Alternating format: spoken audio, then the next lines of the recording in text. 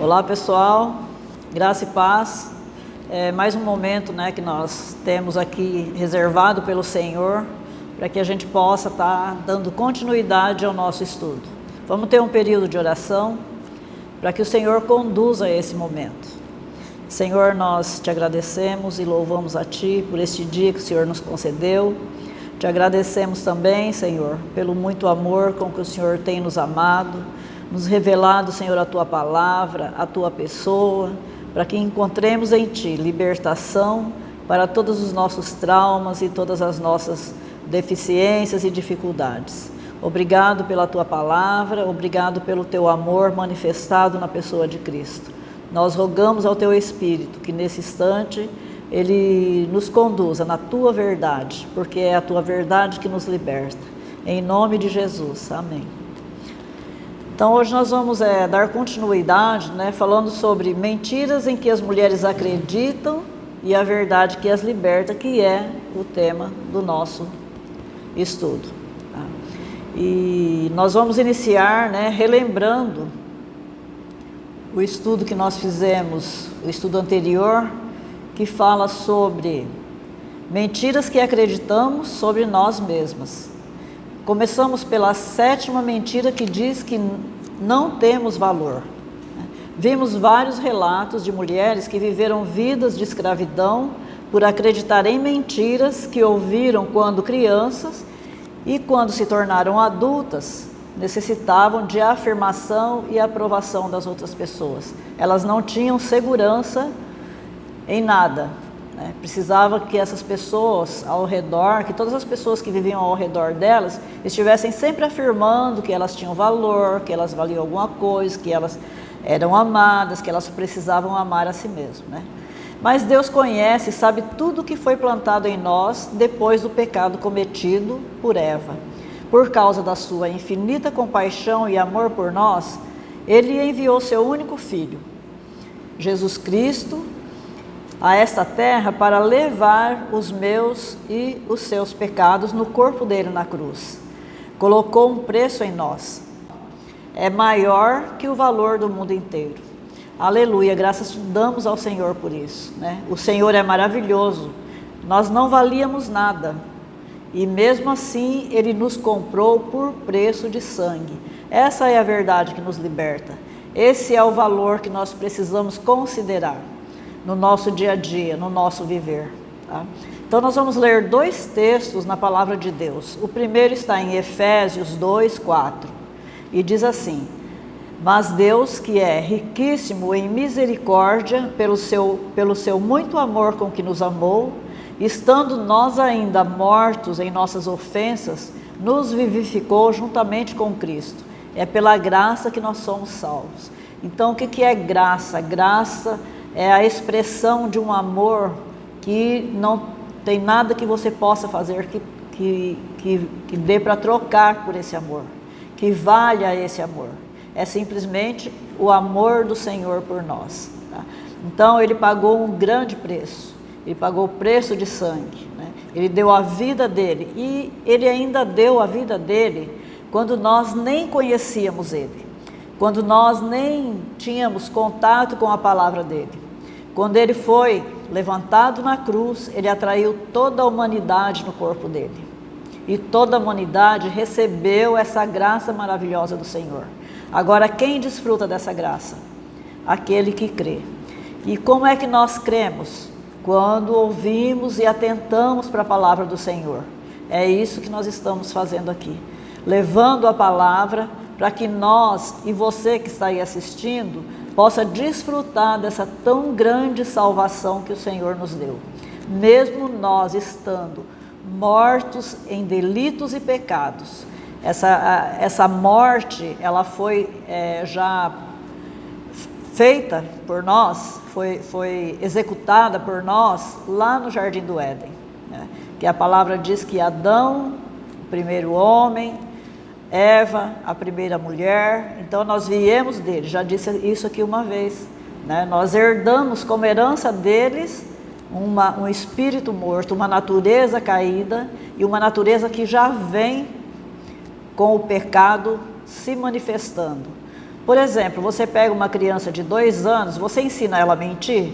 Não creio que nenhum pai e mãe, né, faça isso com o seu filho. Porém, quando você menos espera, ele solta uma mentira daquelas bem caprichada, né? Então, quem ensinou isso para ele? Ninguém. Isso é natural da natureza que ele trouxe, da natureza humana que ele herdou de Adão e Eva, que nós herdamos de Adão e Eva. Amém? Então, continuando aqui, o Senhor diz que Ele nos amou de uma forma tal e de graça nos salvou, mesmo nós estamos, né, estando mortos em delitos e pecados.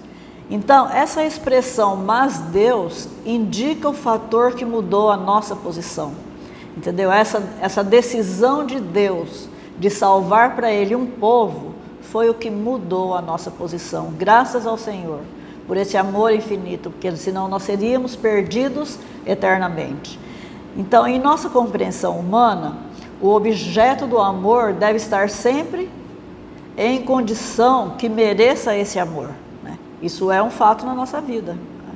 Entendeu? Então, eu amo porque me ama. Nós estamos sempre nessa posição. Faz o bem para mim, então eu faço o bem para o outro. Porém, se não faz, eu também, né? Então, ou seja, existe aí uma moeda de troca, né? Mas o Senhor não fez isso. Ele não quis troca nenhuma conosco. Ele simplesmente manifestou o amor dele, tá? Então, mas continuando aqui no livro, né? Mas o objeto da misericórdia está sempre numa condição lamentável. É o que nós lemos ali em Efésios, né? Efésios 2, especificamente o versículo 5, tá? Então, o que ela quer dizer aqui nesse comentário? Que o objeto da misericórdia está sempre numa condição lamentável, né? Nós somos objetos dessa misericórdia do Senhor. E no pecado, com a natureza que herdamos, nós estamos numa situação lamentável, tá? E nós, sem o Senhor, estamos nessa condição lamentável, repetindo, né? Por isso, a misericórdia do Senhor por nós vai mais longe do que o seu amor. Então, Ele não mediu o amor e a nossa incapacidade de merecimento desse amor. Não, Ele deixou o amor e sobrepujou esse amor com a misericórdia dele. Amém? Então, por causa da queda de Eva, que automaticamente foi a nossa queda, tornamo-nos lastimáveis, mas Deus nos ama, porque somos objetos da sua eleição, né? O que estava comentando. Então, a gente vai ver mais um texto aqui em 2 Coríntios 5,14. Porque o amor de Cristo nos constrange, julgando nós isto: um morreu por todos, logo todos morreram, tá? Então, esse é o amor de Cristo para conosco, que foi manifestado na cruz mediante a sua morte. Quando olhamos para o sentido do verbo constranger no grego, compreendemos porque ele foi usado aqui. Vejamos alguns dos significados desse verbo constranger: encurralar, limitar forçosamente, restringir a uma só linha e a um só propósito, como numa estrada estreita e murada. Tá? Então, nós vamos trocar agora aqui no texto que nós lemos, a palavra constrange para restringir, tá? Então, vamos lá. Porque o amor de Cristo nos restringe a julgar assim: um morreu por todos, logo todos morreram, tá? Então, colocando aqui um exemplo, né? Eu tenho que fazer uma viagem para Porto Velho, certo? Mas eu não tenho condições de ir nessa viagem. E você chega e diz: não, eu vou a essa viagem em seu favor, tá? Então, foi isso que Cristo fez.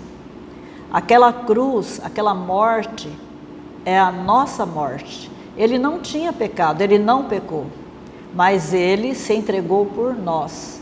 Ele pôde cumprir ali o propósito do Senhor, o propósito de Deus para nós, tá? Por quê? Porque ele nasceu sem pecado, tá? A palavra diz que ele nasceu da mulher, ele não teve nascimento vindo de um homem, porque se fosse assim, automaticamente ele traria essa natureza também de Adão. Tá? Então, mas ele não herdou essa natureza. Então ele foi 100% santo e 100% homem. Então só ele tinha condições de naquela cruz nos resgatar de novo para Deus. Amém? Então esse significado, né, desse verbo constranger em limitar, encurralar, é como se você tem uma estrada só, um caminho só. Você está para lá, não tem como você voltar, não tem como você desviar para lugar nenhum. Então você é obrigado a seguir esse caminho. Então o amor do Senhor manifesta exatamente isso. Olha, nós temos que, né, nós somos constrangidos a considerar que essa morte foi a nossa morte. Amém? Tá. A morte cheia de amor de Cristo é o fator motivador de nós sermos constrangidos, forçados a viver uma vida de amor por Ele. Quem pode nos dar tal valor? Só esse Cristo maravilhoso, que pode nos mostrar com tanto amor esse valor. Tá? Você vai acreditar em quem? Você vai ficar com a opinião de quem? Então eu tenho uma sugestão para te dar. Tá? Eu sugiro que você fique com o valor que o Senhor te deu. Tá? O valor que o Senhor demonstrou por nós lá na cruz. Porque essa é a verdade que nos liberta. Tá? Tudo em nosso entorno tenta nos escravizar, tenta nos oprimir, entendeu? Mas Cristo trouxe libertação. Então a minha sugestão, fique com Ele. Tá? Agora nós vamos ver a oitava mentira. A oitava mentira é aquela assim que às vezes a gente gosta muito, né? Preciso aprender a me amar. Tá? Então é um assunto também bastante considerado nos últimos tempos, né? Então a baixa autoestima é um dos diagnósticos mais comuns dos nossos dias. Profissionais da saúde mental a diagnosticam em seus clientes, professores em seus alunos, pastores nas pessoas que os procuram para aconselhamento, pais a diagnosticam em seus filhos e inúmeras pessoas em si mesmo. Mas a prescrição do mundo para aqueles que sofrem com a sensação de baixa estima é que você precisa aprender a amar a si mesmo. Tá? Então isso se tornou um mantra popular da psicologia e de uma cultura repleta de pessoas obcecadas por encontrar maneiras de se sentirem melhor a respeito de si mesmas. Então eu vou apresentar para vocês 2 catálogos. Mulheres entendem bem de catálogo, né? Catálogo da Natura, catálogo do Avon, catálogo da Tupperware, né? Então vamos fazer de conta que eu tenho aqui 2 catálogos. Na minha mão esquerda eu tenho um catálogo que oferece um chale colorido, muito atraente, com as seguintes frases: ame-se a si mesmo, abra-se para o milagre que é você, obedeça à voz do seu espírito. E na mão direita eu tenho um outro catálogo. Ele oferece uma camisola mágica com a seguinte mensagem impressa ao contrário para que você possa lê-la para si mesmo enquanto se olha no espelho. Então a frase é a seguinte: sou uma pessoa preciosa, maravilhosa, especial, única, valiosa, completa, digna e merecedora. A camisola se destina a lembrá-la de quão preciosa e única você é. Então, todas as noites você coloca a camisola, chega em frente ao espelho e fica lá repetindo todas as maravilhas que ela diz que você é. Tá? O objetivo dela é esse, te lembrar. Então nós vemos que todos esses adjetivos apresentados nesses 2 catálogos, tanto no chale quanto na camisola, eles apresentam frases, coisas maravilhosas sobre nós mesmos, né? Então, isso são mentiras? O que você acha? É mentira? Você a pessoa não pode ser considerada com todos esses predicados aqui, né? Então, o que você acha? Ou isso são mentiras ou isso são verdades? São coisas verdadeiras, tá? Então, tal como acontece com muitos enganos, as mentiras apresentadas nesses anúncios não são o oposto da verdade, tá? Mas elas são sim distorções da verdade, né? Então, tudo que é apresentado ali, né? Todas essas maravilhas, entendeu? Elas não são mentira, porém, elas são nos apresentadas de uma forma errada, de uma forma que não é aquilo que é a vontade do Senhor, tá? Então, de acordo com a palavra de Deus, a verdade é que fomos criadas à imagem de Deus. Então, somos muito lindas e muito maravilhosas, né? Que Ele nos ama e que nós somos preciosas para Ele, tá? No entanto, não somos nós que atribuímos esse valor a nós mesmas. Tampouco experimentamos a plenitude do amor de Deus ao dizer a nós mesmas o quanto somos amáveis, né? Ao contrário, Jesus ensinou que é perdendo a nossa vida que a encontramos. Então, se tem uma coisa, eu tenho que perder alguma coisa, como assim perder a minha vida para encontrar a minha vida, né? Então, o mundo, ele leva você a considerar que você tem que ter o seu valor em cima dessa terra, mas para Deus é diferente. E você que está me ouvindo, nós só podemos desfrutar isso, a realidade dessas atribuições, entendeu? Com o Senhor, na presença do Senhor, tendo uma vida com o Senhor, porque o mundo, ele oferece muitas coisas para você, entendeu? Ele pode até te considerar por um tempo tudo isso aqui, mas isso vai passar. E em algum momento da sua vida, alguém vai mostrar para você que não são realidades isso daqui, e a frustração vai te derrubar no chão. Agora, quando você está considerando esse amor do Senhor, né? Essa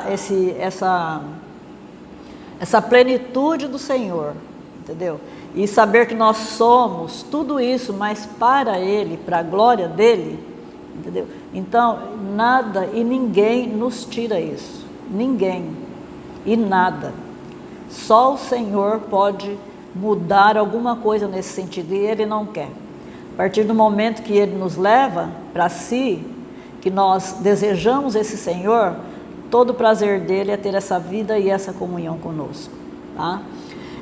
Então, falando aqui sobre o perder, né, que Jesus disse, que é perdendo a nossa vida que a encontramos, nós vamos ler um texto que está em Mateus 16, 24, que diz assim: Então disse Jesus aos seus discípulos, se alguém quer vir após mim, negue-se a si mesmo, tome a sua cruz e siga-me.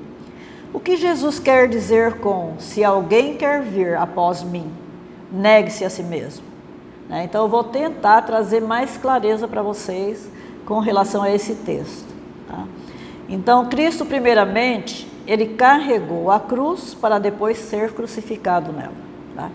E nós, os que cremos, primeiro nós fomos crucificados com Ele e agora carregamos a nossa cruz. Carregar a cruz é permanecer sob o efeito aniquilador da morte de Cristo, para dar fim ao nosso ego, à nossa vida natural e ao nosso velho homem.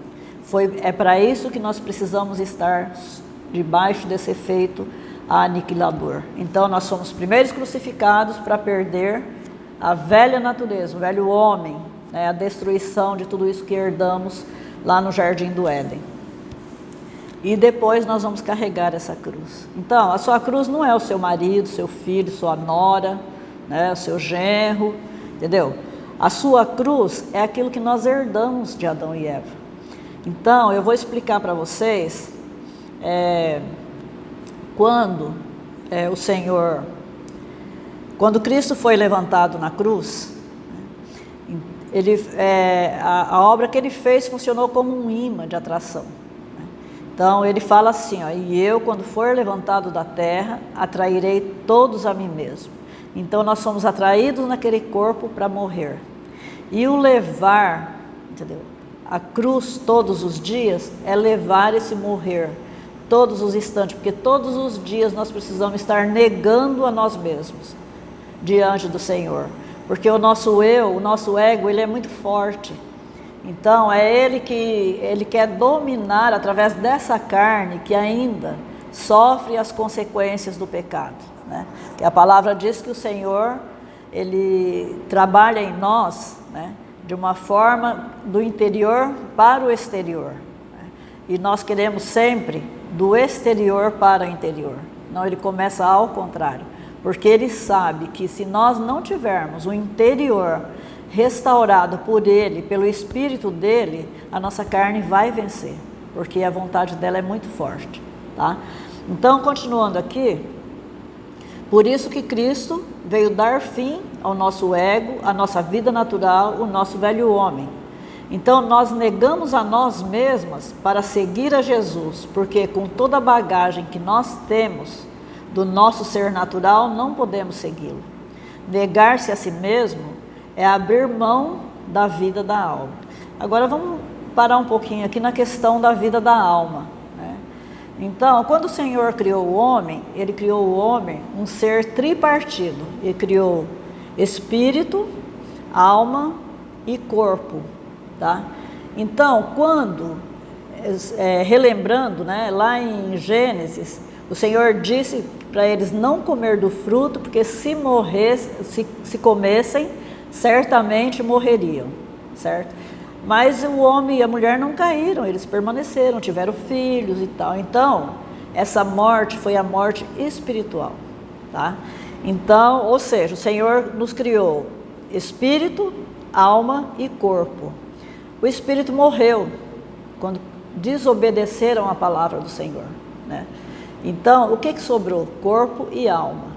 A alma é a expressão do nosso ser, expressão das nossas vontades, dos nossos caprichos, das nossas neuras, né? E ficou a carne. Então, a alma, como ela é forte, ela passou a ter domínio completo sobre o homem, né? A carne passou a ser dominada pela alma. Então, era para a carne ser dominada pelo Espírito do Senhor.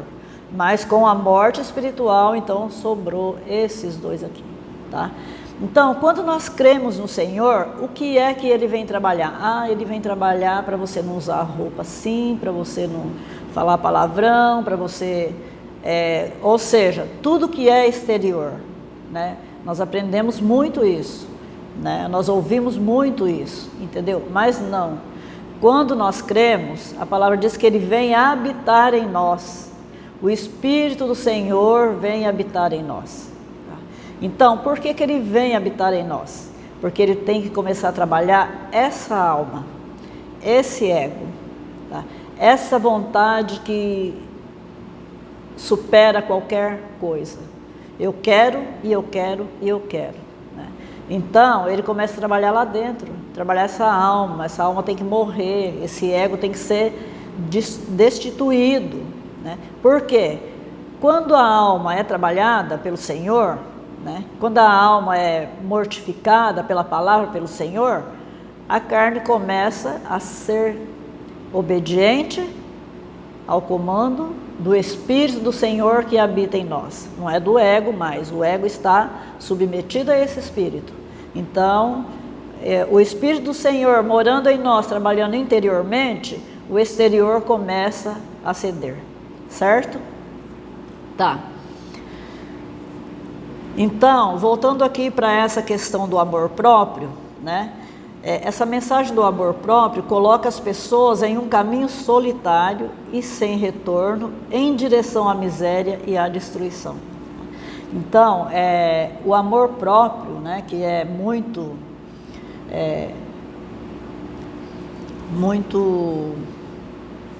hoje muito levado assim à consideração para que você seja, né, eu me amo e eu não posso viver sem mim, né? É isso que a gente vê hoje o mundo ensinando, e isso está levando as pessoas cada vez mais a viver uma vida de depressão, de estresse, de de suicídio e de muitos sofrimentos e de muita escravidão, tá?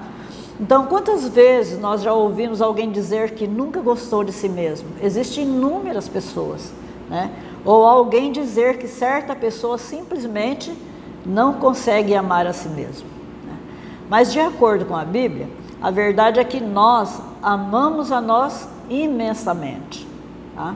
Quando Jesus nos diz para amarmos o nosso próximo como a nós mesmos, o ponto não é que precisamos aprender a amar a nós mesmas para poder amar aos outros. Ele está dizendo que precisamos dar aos outros a mesma atenção e cuidado que naturalmente dedicamos a nós. Isso é um fato, assim, é impressionante a palavra do Senhor, como ela não foge da realidade, né? Isso é um fato. Se existe alguém ou algo que nós mais amamos nesse mundo, somos nós mesmos, tá? E quando nós estamos à mercê de nós mesmos, desse amor, isso é destruidor, tá? Então, assim, quando eu tenho uma dor, né, eu vou logo buscar um medicamento, né, resolver para me livrar dessa dor. Se não me amasse, iria ignorar a dor. Mas quando outra pessoa tem uma dor, é fácil ser indiferente, né? O problema é dela, não está doendo em mim, e sim na outra pessoa, né? O mesmo assunto é tratado também, essa questão, né, de colocar o outro, de amar o outro. Então, quando Jesus disse para que nós amássemos o próximo como a nós mesmos, é porque ele sabia que a gente não quer nada de mal para a gente. Ele conhece o nosso ser, tá? Então, em Efésios também nós vamos ver também sobre esse assunto. E aqui entra assim uma posição até mais considerável, né? Que é entre marido e mulher, tá? Então, em Efésios 5, quando Paulo afirma que o marido deve amar sua mulher como instintivamente ama o seu próprio corpo, né? Ele está deixando claro que o marido ama a si, então ele deve considerar amar a esposa como a si mesmo, tá?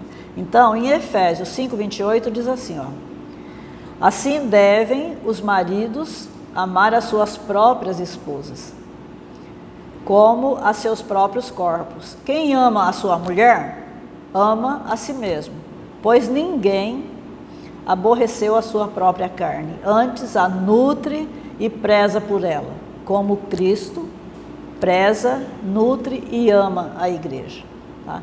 Então, assim, não precisa nem, né, comentário aqui, né? Que sabemos é o seguinte, que se o marido for considerar a esposa, né, for considerar essa palavra do Senhor, e se ele for considerar não ter nenhum aborrecimento no corpo dele, nenhum sofrimento no corpo dele, então ele vai amar a esposa de fato, tá? E quando ele conhece a palavra, né, que ele tem uma vida com o Senhor, aí ele vai considerar mais ainda, porque a palavra diz que como também Cristo ama, preza, ensina, cuida da igreja, né? Então, assim, ou seja, uma responsabilidade maior ainda, né?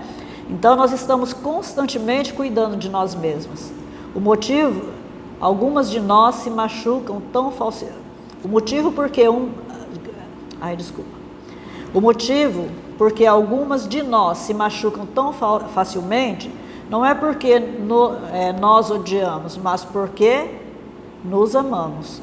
Queremos ser aceitas, valorizadas e bem tratadas. Se não nos importássemos com nós mesmas, não estaríamos tão preocupadas com não ser rejeitadas, negligenciadas ou maltratadas, tá? Então, nós usamos acima, né, a figura da camisola com qualificações positivas para lembrar o quão preciosas e únicas nós somos. Mas ficou claro que essas mentiras que distorcem a verdade têm aparência de verdade, mas não são as verdades de Deus, tá? Então, nós vimos lá que não é esse amor, né, esse amar a si mesmo, está fora dos padrões de Deus, tá? O fato é que não precisamos aprender a amar a nós mesmos, por causa do pecado lá no Jardim do Éden, nascemos amando-nos muito. Precisamos aprender a negar a nós mesmos, como nós vimos no texto acima, para aprendermos a fazer o quê? A fazer aquilo que não vem naturalmente. Amar de verdade a Deus e aos outros. O ser humano natural, ele não tem capacidade para isso. Ele não tem capacidade de olhar e agir com compaixão. Tá? Nossa doença não é baixa autoestima, nem como vemos a nós mesmas. Nossa doença trata-se da visão deficiente que temos de Deus. Né? Nossa necessidade não é de nos amarmos mais, mas de recebermos o amor incrível de Deus por nós e nos entregarmos ao seu projeto e propósito para a nossa vida. Não temos de nos comparar aos outros, não temos mais de nos focalizar no outro, nos focalizar no eu. Em vez disso, devemos nos tornar canais do amor de Deus pelas outras pessoas. Então, reforçando aqui, a mentira que Satanás nos conta, que precisamos aprender a nos amar, ela até parece com a verdade, mas não é a verdade. E nós sabemos que existem muitas coisas que parecem, mas não é. Né? Então, parece que é a vontade do Senhor, porém você vai consultar pela palavra, não é a vontade do Senhor. Parece que é uma verdade, mas você vai olhar para a palavra, isso não é a verdade. Então, Satanás, ele tem uma habilidade muito grande de enganador. Né? Ele é sutil, ele não chegou lá e falou, Eva, come logo essa fruta aí que você vai se dar bem. Né? Não, ele chegou sutilmente, pegou a palavra do Senhor, distorceu, né? Olha, não é bem assim, ele não quer que vocês se tornem independentes dele, por isso que ele falou isso e tal, entendeu? Então, ele é sutil e nessas sutilezas, muitas vezes nós somos enganadas e arrastadas por um caminho sem fim, de dó de nós mesmas, de autocompaixão, né? E vamos sendo vencidas pelo inimigo. Tá?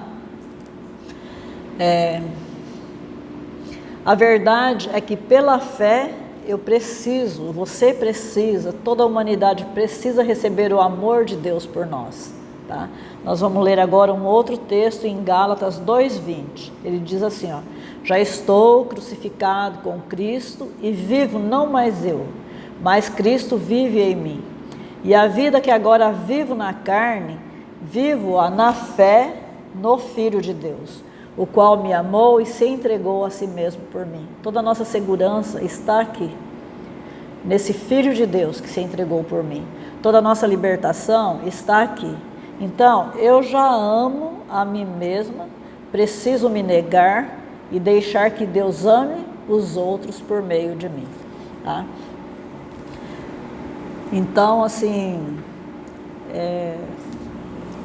essa questão do amor próprio, né? Muitas vezes nós temos um amor próprio tão forte que somos feridos por coisa que nós mesmos pensamos, deduzimos, né? Achamos que é e na verdade não é. Tá? Então, no próximo estudo, nós vamos entrar na 9ª mentira, que diz, né, que não consigo controlar o meu jeito de ser. Outra coisa que pesa bastante nos relacionamentos, nas famílias. Porque não, eu nasci assim, eu cresci assim e vou ser sempre assim. Né? Então, isso é uma mentira também que Satanás nos conta. Tá? Então, nós no próximo estudo estaremos, né, falando sobre esse tema. Tá? Vamos fazer uma oração para encerrar esse estudo. Senhor, obrigada pela Tua palavra.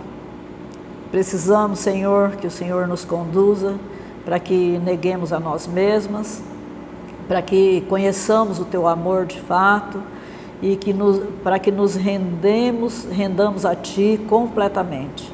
Obrigado, Senhor. Trabalha em nós a Tua palavra. Trabalha na vida de cada pessoa que está ouvindo. É a nossa oração, Senhor, nesse instante, no nome do Teu Filho amado. Amém.